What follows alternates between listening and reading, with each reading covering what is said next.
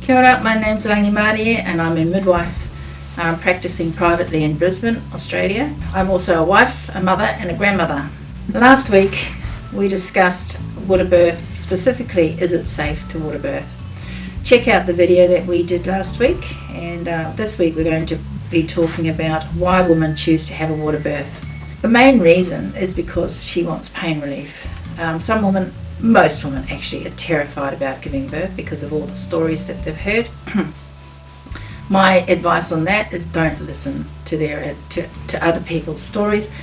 Tell them to go away. Tell them to find somebody else who wants to listen to their story, because delivering those stories to a pregnant woman is not actually okay. We should design a t-shirt that says, if it's a traumatic story, I don't want to hear about it, or something. I think somebody could get rich on those t-shirts. So to understand how water birth works as pain relief, we need to understand the hormone oxytocin and endorphins. Now, oxytocin is a love hormone. You will have experienced it when you have sex. You will have experienced it when you fall in love, and every time you see this man or woman, the oxytocin kicks in your body. A lot of people liken it to eating chocolate. From about 28 weeks onwards, oxytocin starts to build up in a woman's body. That causes Braxton Hicks contractions, and those Braxton Hicks contractions, they start off quite mildly, and a lot of women don't feel them, and that's okay if you don't feel them. If you don't feel them, that does not mean they're not happening. Generally though, they start off really mild, and towards the end of your pregnancy they're quite strong, and they can be quite often mistaken for labour. They do eventually kick over to labour, and the real deal, and your baby's on the way. So when a woman is in active labour, the oxytocin is definitely doing its thing in her body, and that's when she feels the need to hop into water. If you can think about it, if you've had a really long day, a hard day, a physical day, or even just a mentally stressful day, just soaking in a hot bath is really comforting.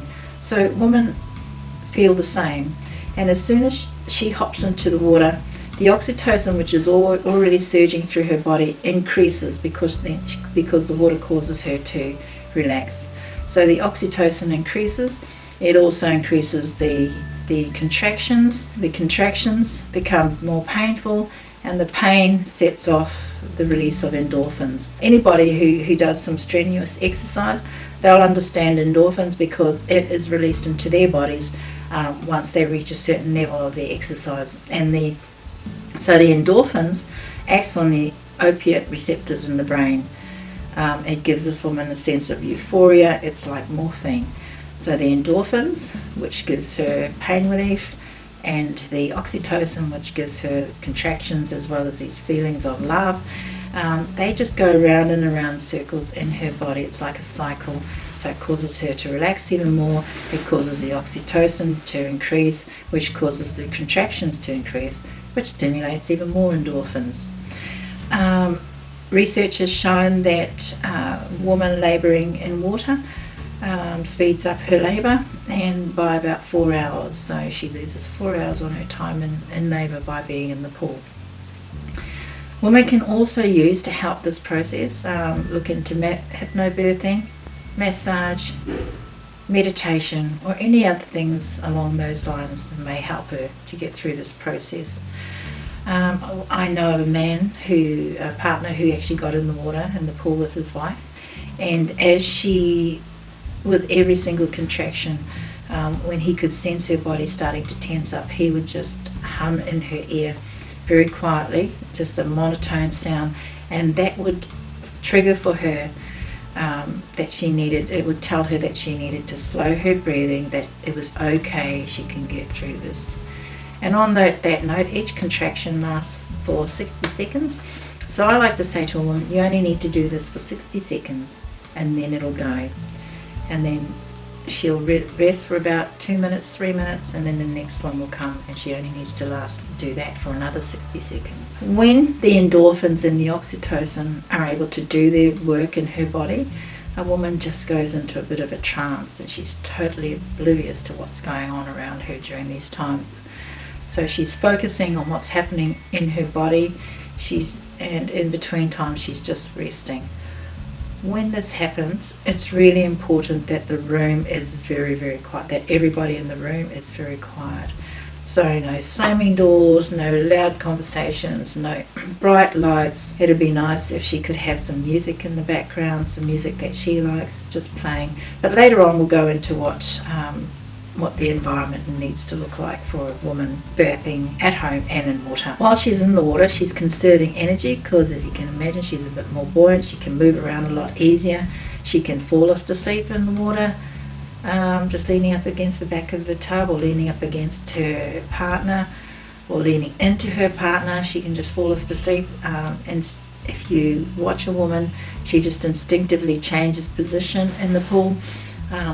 If there's a bit of pain in a certain part of her body, she'll just move to ease that pain, and usually it's an indication that that baby is progressing down into her pelvis. Because she's in water, her blood pressure is lower, she feels better in control, she's more confident in her ability to birth. Being in the water also gives her more privacy. If you watch an animal, it usually goes and finds a nice quiet place where nobody can see it, births its babies. Well, a woman's no different. She wants to birth in private, so being in a pool actually gives her that privacy. She can squat, she can get onto all fours, knowing that you can't see what she's doing. We often need a mirror to be able to see what's happening. And if we need to look, we do it in a way that she's not aware that that we've got a mirror under her, because we're not trying not to touch her, we're trying not to disturb her. Being in water means that we cannot reach her perineum, so there's less intervention. If we do try to reach her perineum, we're going to get wet. It reduces perineal trauma as well. She's in total control of her pushing. If she finds a certain contraction painful, then she will actually stop pushing for a little while. And then once that contraction passes, she can relax. The tissues can stretch a little bit more, and then she'll be ready for the next one. Just the action of warm water on her perineum can actually help that perineum to soften, to stretch as well. The whole process just makes it for a much easier birth for mum, and also much more gentler birth for baby, because nobody's playing around with its head, nobody's applying pressure to this baby's head. She just pushes this baby out when she's ready, and she'll just scoop that baby up into her arms. There are lots and lots of statistics around to support that hospitals who incorporate water births into their birthing suites use less epidurals, use less spinal anesthetic, morphine and other things. Much more beneficial for the hospital, it saves money. The woman, because her baby's not being influenced by any drugs, it's not exposed to any drugs, it just makes for a much easier birth for the woman if she can have access to water. And that concludes our session for today. If you have any queries, just leave a message on Nina Facebook and Instagram. Any question, it doesn't matter, no question is a silly question, and I will address it. Next week we will talk about things that you will need for a water birth. Until then, bye for now.